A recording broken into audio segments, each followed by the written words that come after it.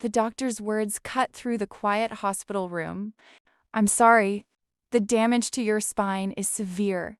How it ends, you may never walk again." Tayo Okafor, billionaire, tech genius, Lagos's most eligible bachelor, sat in that wheelchair and watched as his beautiful fiancée's face twisted with horror. Not horror for him, horror for herself. What do you mean he can't walk?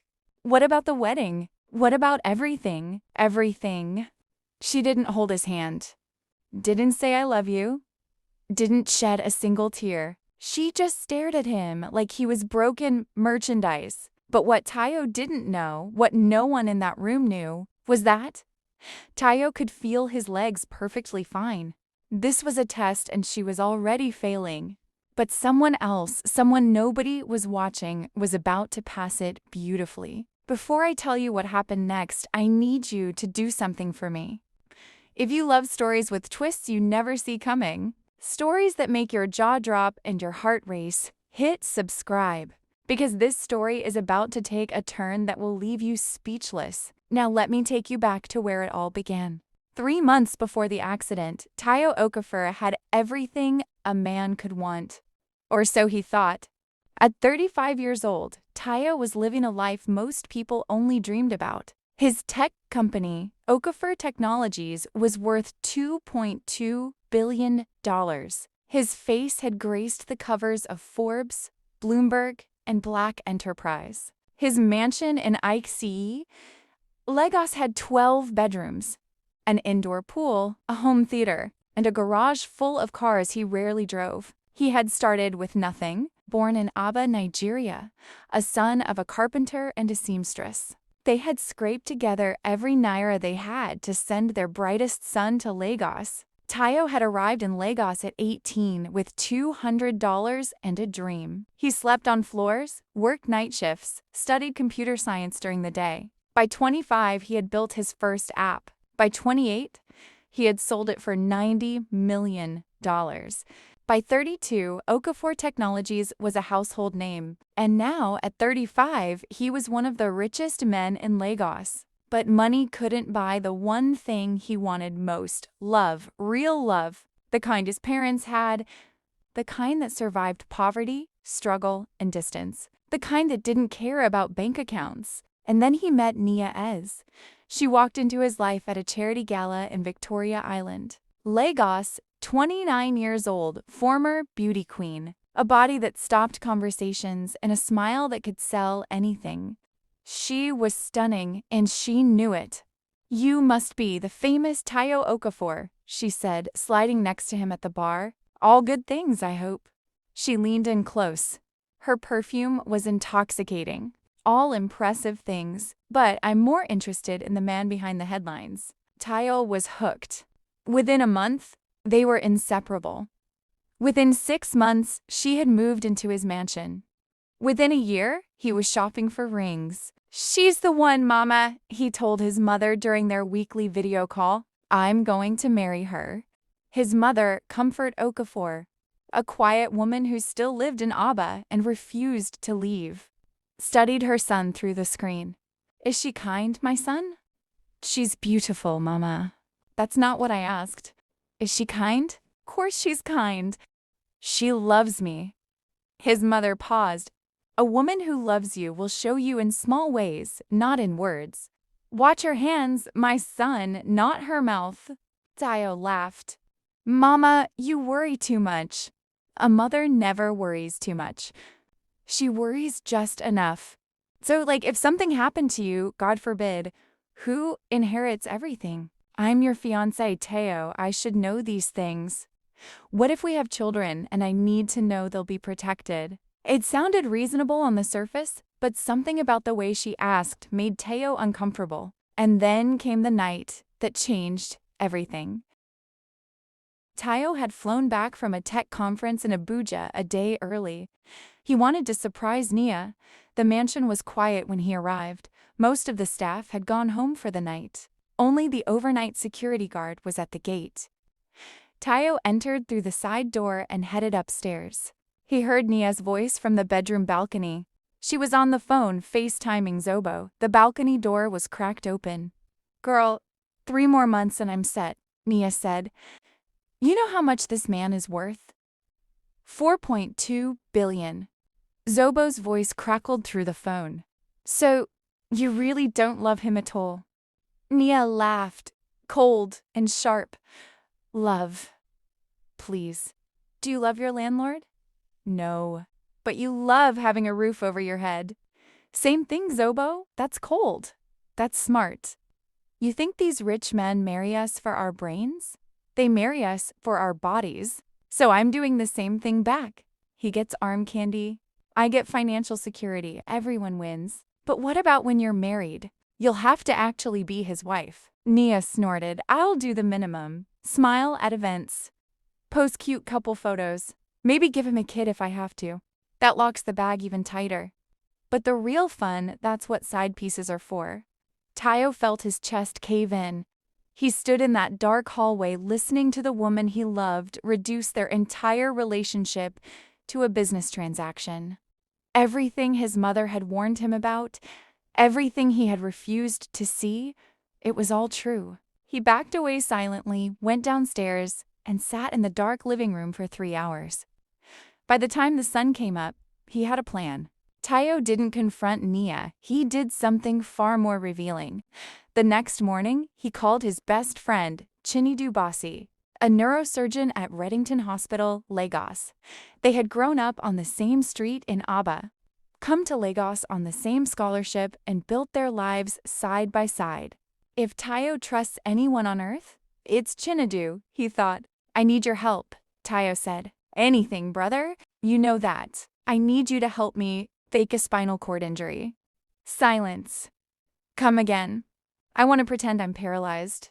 I want to see what Nia does when she thinks I can't walk, when she thinks the money might disappear, when she thinks I'm broken. Tayo's voice trembled. I heard her last night, Shanidzo. She doesn't love me. She said it herself. She's marrying me for money. She's planning affairs behind my back. She called me a meal ticket. More silence. I need to see it with my own eyes. I need to see who she really is when she thinks the dream is over. Chinedu exhaled slowly. How long?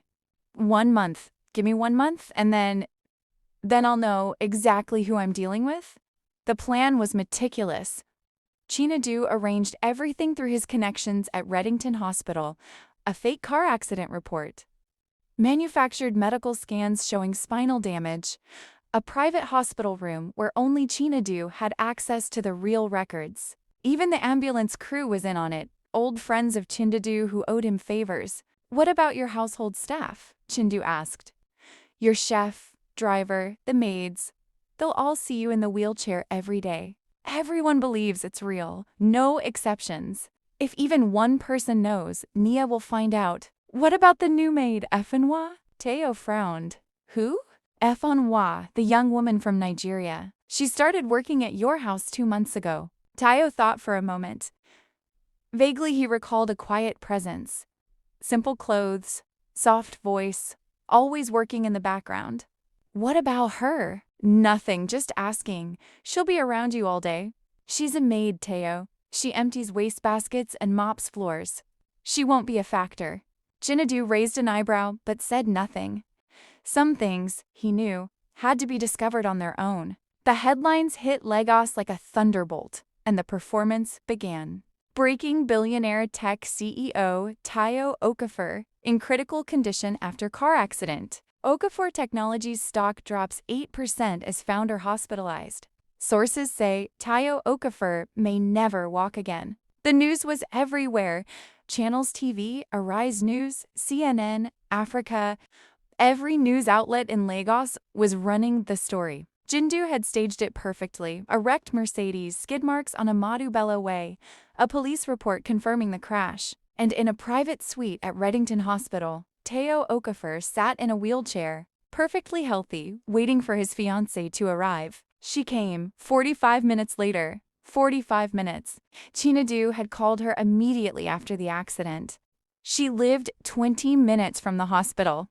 And she had taken 45. When she finally walked in, Tayo noticed 2 things. First, her makeup was flawless, full face, contoured, lashes done. She had taken time to look perfect before coming to see her injured fiancé. Second, she was carrying shopping bags. She had stopped at ShopRite Victoria Island on the way. "Baby, oh my God, are you okay?" She rushed to his bedside, grabbing his hand. Her grip was soft and distracted. Her eyes weren't on him. They were scanning the room, the equipment, the charts assessing damage. The doctor said, "Your spine is injured. You might not walk again." "Is that true?" Teo made his voice weak, fragile. "It's true. Dr. Bassi says the damage is severe. I may be in this wheelchair permanently." He watched her face. There it was. Not sadness. Not compassion. Not love. Calculation. Her eyes flickered, her jaw tightened. He could practically see the math running behind her eyes. Paralyzed billionaire, wedding in 3 months. Can I still access the money? Is the prenup affected? What's my exit strategy? But the company, your assets, is everything still no? Are you in pain? No, I'm here for you no matter what. The company, the assets, the money. Everything is the same financially, Tayo said carefully. I just can't walk. Relief washed over her face. Actual, visible relief. Oh, well, that's something. At least the important things are secure. The important things. Not him, not his health, not their future together. The money. I'll need full-time care at home, Teo said. Someone with me constantly. Nia's face tightened. Of course, we'll hire the best nurses. Money is no object, right? I was hoping my fiancé would want to be with me. Silence. Yes, of course, baby. I'll be there. I have wedding things to handle. She leaned down and kissed his forehead, a cold, quick peck. I need to go make some calls. Let people know you're okay. I'll be back later. She grabbed her shopping bags and left. Tayo stared at the empty doorway. She didn't look back. Chinadu entered 5 minutes later. So she asked about the money before she asked about my pain. She showed up 45 minutes late with shopping bags, and she couldn't wait to leave, Teo said. I'm sorry, brother, Chinadu said.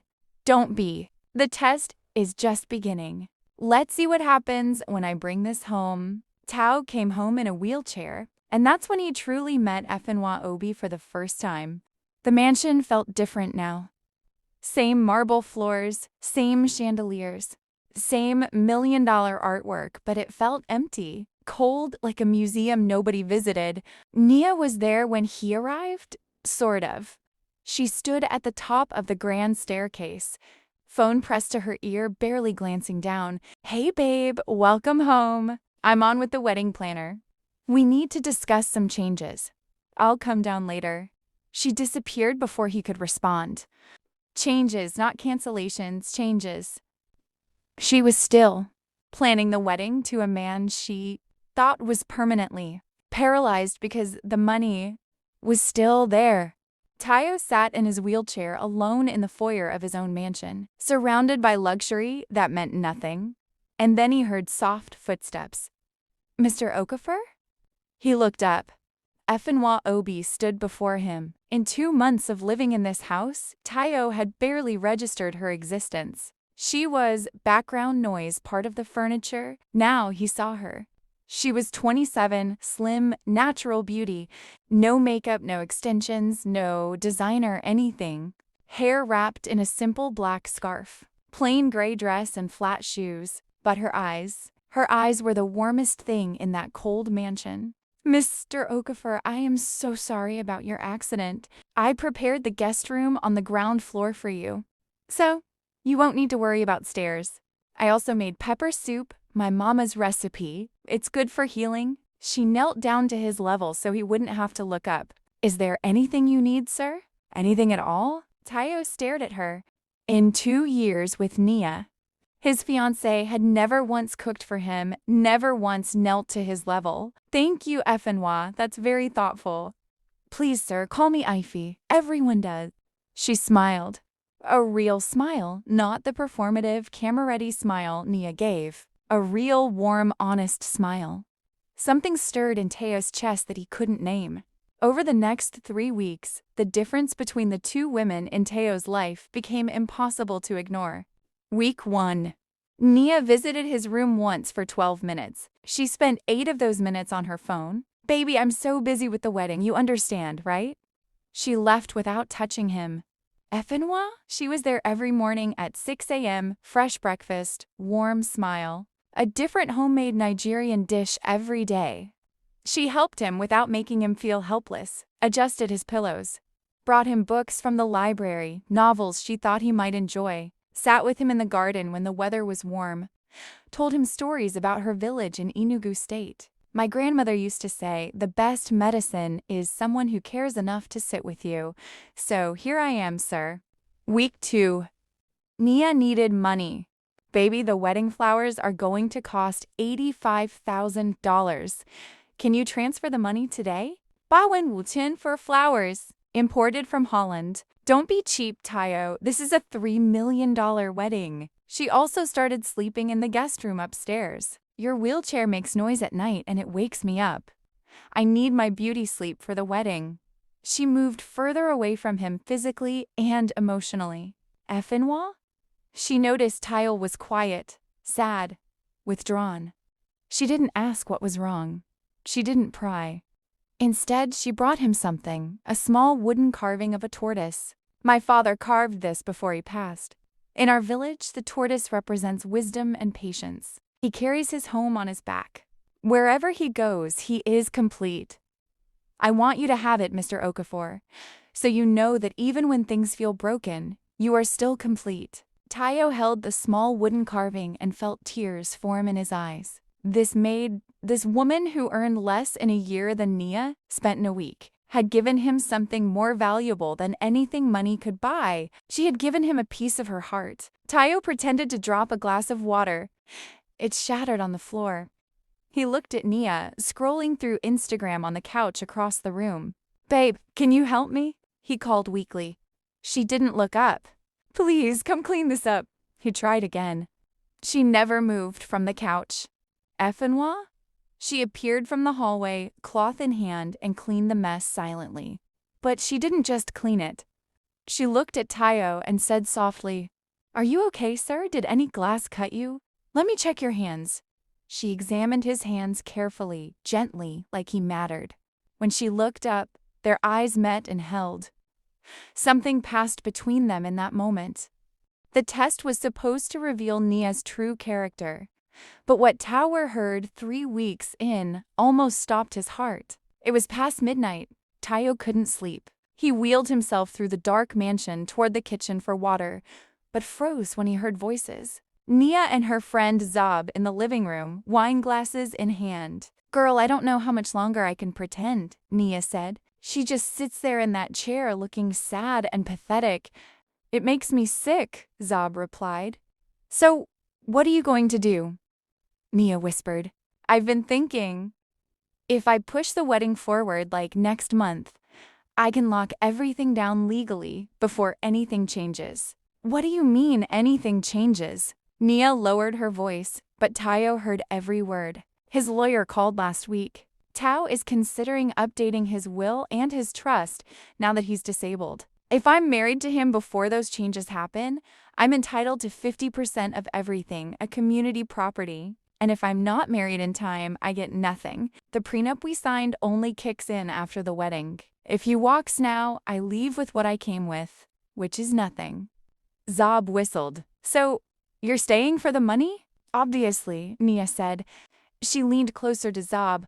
Once we're married, if something happens to him, if his condition gets worse, I inherit everything as his wife. The room went cold. Nah, are you saying what I think you're saying? I'm saying that a paralyzed man is very fragile. Accidents happen. Medications get mixed up. Things happen. She smiled. That beautiful smile that had once captivated Tayo. Now it terrified him. Girl, you are evil, Zob gasped. I'm smart. There's a difference, Nia replied. They clinked glasses and laughed. Tayo backed away silently, his blood ice cold. She wasn't just a gold digger. She was dangerous. He wheeled back toward his room, his mind spiraling, and nearly crashed into someone in the dark hallway. Sir? FINACEE stood there holding a small tray with tea and honey. Mr. Okafor, I saw your light was on and thought you might need something to help you sleep. She looked at his face, concern in her eyes. Sir, what's wrong? You look frightened. Tayo stared at her. This woman who noticed his light at midnight, who made tea because she thought he might need comfort, who saw him, really saw him, not his money, not his wheelchair, just, in that moment, something broke open inside him. Ify, I need to tell you something I haven't told anyone. What is it, sir? I am not really paralyzed. Ify set the tray down slowly. She looked at Tayo for a long, steady moment, and then did the last thing he expected. She pulled up a chair and sat across from him. No shock, no drama, no judgment. Tell me, she said simply. And he told her everything, the overheard phone call, Nia's true feelings, the plan to fake the paralysis, the test, and what he had just heard in the living room. I listened without interrupting, Ify said when he finished. Silence followed. Ify, say something. She looked at her hands for a moment, then back at him. Tayo, can I ask you something? Anything. Why me? I'm just your maid. I am nobody in this house. That's not true. You are the only real person in this house. The only one who has shown me genuine kindness. Not because I'm rich, not because I can do something for you, but because that's who you are. He paused. Ify, in 3 weeks, you've shown me more love than Nia has in 2 years. You cook for me. You sit with me. You gave me your father's carving, the most valuable thing you own, just to make me feel whole. His voice cracked. Do you know what Nia gave me when I came home in that wheelchair? Nothing. Absolutely nothing. She couldn't even clean up a broken glass. Ify's eyes glistened. I didn't do those things because you're rich, she said softly. I did them because you were hurting. And where I come from, when someone is hurting, you take care of them. It doesn't matter who they are. That's exactly why I'm telling you, because you're the only person who sees me, not my bank account. I see you, Taoli. I've always seen you. He reached out and took her hand. She didn't pull away. They sat there in the quiet of the midnight mansion, two people from the same soil, separated by wealth, but connected by something money could never buy. The wedding day, December 15th, arrived. The Eco Hotel and Suites ballroom glittered like a palace. But the real spectacle hadn't started yet. 400 guests filled the ballrooms. CEOs, senators, celebrities, Lagos' most powerful people, dressed in their finest, sipping Dom Perignon and admiring the $85,000 imported flowers. At the center of it all stood Nia. She was radiant in a $50,000 gown, diamonds dripping from her ears, neck, and wrists. Hair styled by Lagos' top celebrity stylist. She looked like a queen, and she smiled like a woman who had already won. $3 million wedding, $2 billion husband. Game over. The doors at the back of the ballroom opened. Everyone turned. There was Tayo in his wheelchair being pushed by Ify. Ify walked beside him in a simple but stunning emerald green dress, not a maid's uniform. She looked elegant, graceful, beautiful. Whispers erupted through the crowd. Baby, why is the help here? Nia stammered. Tayo said nothing. He wheeled slowly down the aisle, Ify walking at his side. When he reached the altar, he held up his hand. The music stopped. The room fell silent. Before we begin, Tayo said, his voice clear, strong, stronger than a paralyzed man's voice should be. I want to tell you all a story. He looked out at the 400 guests. 3 months ago, I heard my fiancé on the phone. She said she didn't love me. She said she was marrying me for my money. She called me a meal ticket. Gasps rippled through the crowd. Nia's face drained of color. I'm not finished, Tayo said. The room went dead silent. So I decided to test her. I faked a spinal cord injury. I pretended to be paralyzed. I wanted to see what she would do when she thought the dream was over. He looked directly at Nia. Do you want to know what she did? The crowd leaned in. She visited me once in the first week for 12 minutes. She asked about my money before she asked about my pain. She moved to a different bedroom because my wheelchair was too noisy. She spent $40,000 shopping while I sat alone in my room. Murmurs of disgust swept the crowd. And 3 weeks ago, I overheard her tell her friend that once we were married, she planned to make sure I had an accident so she could inherit everything. The ballroom erupted. Nia screamed. "That's a lie. He's lying." "I have the recordings," Tayo said calmly. "My security system captures audio throughout the house. Every word, every plan, every plot." Anaya's legs buckled. Tayo gripped the arms of his wheelchair and then slowly stood up. The room exploded. He could walk. It was all fake. Tayo stood tall, strong, powerful on his own 2 legs. He looked down at Nia, who had collapsed onto the altar steps, mascara running. Her $50,000 dress crumpled beneath her. "You failed the test, Nia. You showed me exactly who you are." He turned to Ify. She stood there quiet, humble, tears streaming down her face, the same way she had stood every day in his house. Not asking for attention, not demanding anything, just being there. But someone else passed. He took her hand. "This woman, my maid, showed me what love really looks like. She cooked for me, sat with me, gave me her most precious possession just to make me feel whole. She saw me, not my money, not my company, me." He faced the crowd. "There will be no wedding today." Not to Nia. Security stepped forward and escorted a screaming, sobbing Nia out of the ballroom. "You'll regret this. You'll regret this, Tayo." Her voice faded as the doors closed behind her. The room was silent. Tayo turned back to Ify. "I'm not asking you to marry me today. That wouldn't be fair. But I want you to know, you changed my life. You showed me that love isn't about money or status. It's about seeing someone, really seeing them." Ify squeezed his hand, tears flowing. "I saw you, Tayo, from the very first day. Not the billionaire, the man." He smiled. "Then let me spend the rest of my life making sure you're seen too." The crowd slowly began to clap, then louder, then a standing ovation. And in the middle of that grand ballroom, surrounded by 400 of Lagos' richest and most powerful people, a humble maid from Enugu State stood beside a billionaire who finally knew what love looked like. Not diamonds and designer gowns, not Instagram and imported flowers. Love was pepper soup at midnight. Love was a wooden tortoise on a nightstand. Love was someone who saw you when everyone else looked away. Tayo and Ify didn't rush. They took their time, built something real, let love grow naturally without the pressure of money or expectations. Ify went back to school, something she had always dreamed of. She became a registered nurse not because she needed Tayo's money, but because she had always wanted to heal people. "You've been healing me since the day you brought me pepper soup," Tayo told her. And they married 2 years later, a small ceremony in Aba, Nigeria, in the same church where Tayo's parents had married 35 years before. His mother, Comfort, cried tears of joy. "I told you, my son. Watch her hands, not her mouth." And she was right.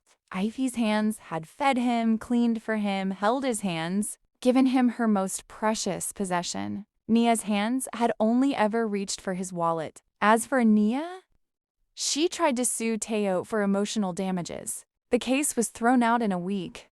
Last anyone heard, she was in Miami, trying to catch another billionaire. Some lessons are never learned. But this tale isn't about Nia. This tale is about the woman who was invisible. The one nobody watched, nobody valued, nobody expected anything from. And that's exactly why she was the real one. Because true love doesn't announce itself. It simply shows up with pepper soup at midnight when everyone else has gone to bed.